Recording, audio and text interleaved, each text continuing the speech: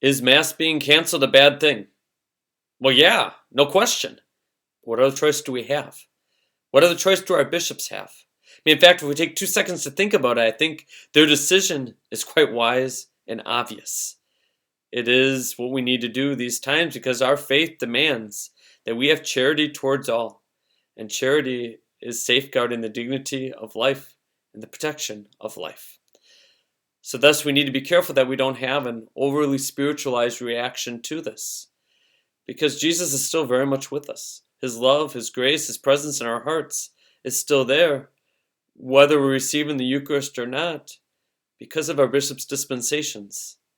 See, obedience wins the day, and our bishops have made it clear that Christ is truly with us. But here's the thing, we can't see this as a Catholic vacation. We can't see this as a time just to rest on our laurels and do whatever we want. We still need to seek Christ. As the scriptures tell us, Jesus was very clear. Go into your inner room, close the door, and pray that your Father who sees you in secret will repay you. And while we can't celebrate the public aspect of our faith, now we need to focus on the private aspect. And it's through that private aspect of our faith in our families, in our homes, that we are able to really grow closer to Christ. You know, this is nothing new in the history of the Bible. In fact, if you look just under 600 years before the birth of Christ, you had the Babylonian exile with the Israelites. When the temple was destroyed, the very place where God dwelt among the chosen people was completely obliterated by the Babylonians. And they weren't able to offer sacrifices for forgiveness and to seek God.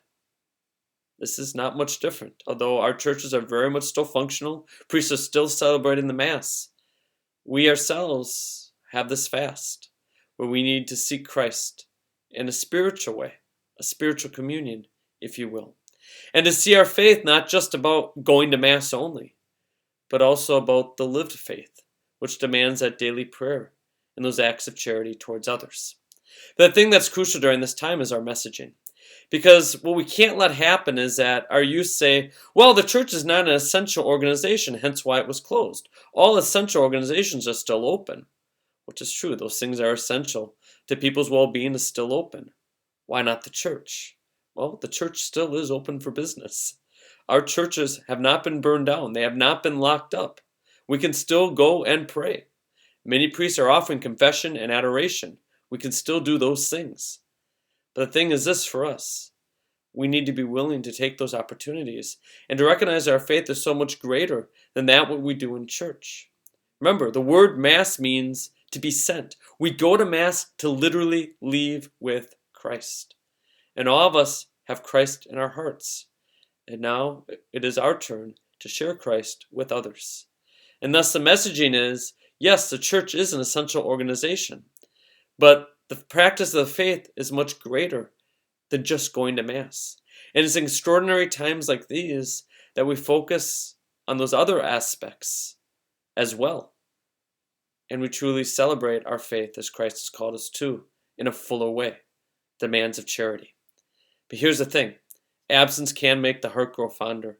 And I'm sure many of us, especially those of us who are used to going to daily Mass, this is extremely hard. We kind of feel like a fish out of water.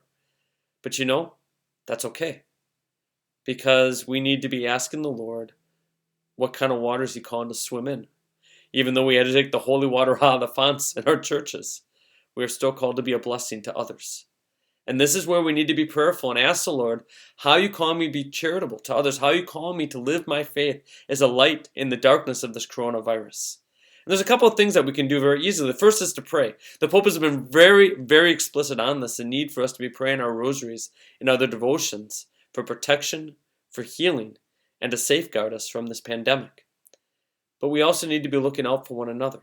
And thank God for our modern world, there's so many ways we can do this. We forget how powerful a phone call is, how powerful reaching out, even with social distancing in person.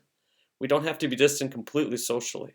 We need to be looking out for those who are lonely, those who are in need. We also need to be looking that our kids and teens are not living frightened. Can't imagine how scary this must be for them, that their schools are closed, everything they know is gone, and they're sitting at home trying to do things online.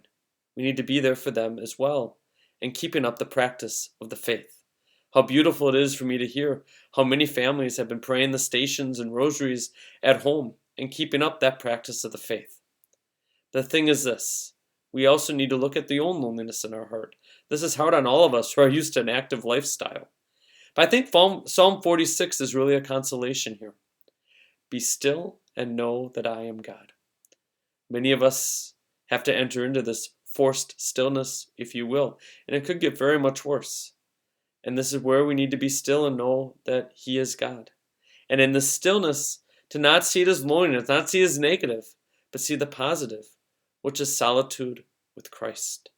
Which is my brothers and sisters, is Mass being canceled a bad thing is a wrong way to ask it. What is the positive? Because in every sacrifice and every suffering, God comes to bless it tenfold.